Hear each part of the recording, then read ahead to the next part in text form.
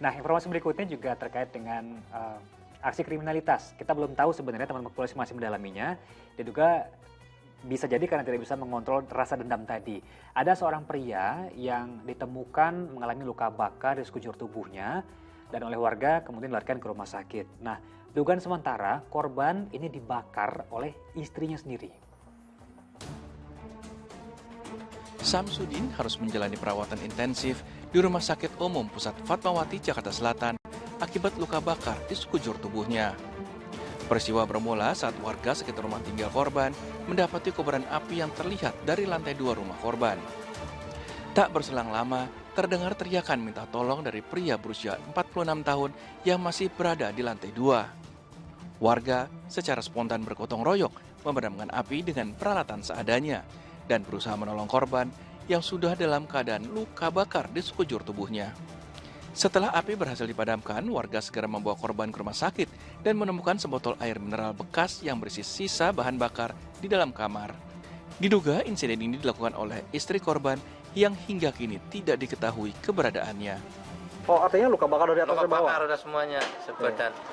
Nah, saat itu Pak ya, posisi si istri ini di mana Pak? Udah nggak ada. Si istri udah nggak ada. Polisi masih enggan memberikan keterangan terkait peristiwa ini dengan alasan masih mendalami kejadian tersebut. Sementara sejumlah barang bukti yang ditemukan di lokasi kejadian telah diamankan. Syahbudin Atar melaporkan dari Tangerang Selatan, Banten. Astagfirullahaladzim, ini semoga segera ada titik terang dari kasus ini ya Ustaz. Kah, ini kan bisa dibilang mungkin selain dendam tadi Ustaz yang masih ditelusuri, mungkin pasangannya kurang bahagia begitu. Nah, adakah tuntunan dari agama Islam agar bisa bahagia jalani rumah tangga bersama pasangan? Ya, Mas Jemi, yakin bahwa ketika seseorang membina rumah tangga, tujuan utamanya adalah mendapatkan sakinah, mawaddah, warahmah. Ketiga, kemuliaan itu adalah unsur-unsur kebahagiaan. Ketenangan, kebahagiaan. Saling mencintai karena Allah, itu kebahagiaan. Saling menyayangi karena Allah, kebahagiaan. Saling memberi karena Allah juga kebahagiaan. Dan itu akan pahala kepada dua suami dan istri yang melangsungkan hubungannya dengan landasan kebahagiaan. Ketika terjadi persoalan, inilah yang kemudian mungkin akan memicu perselisihan, memicu konflik.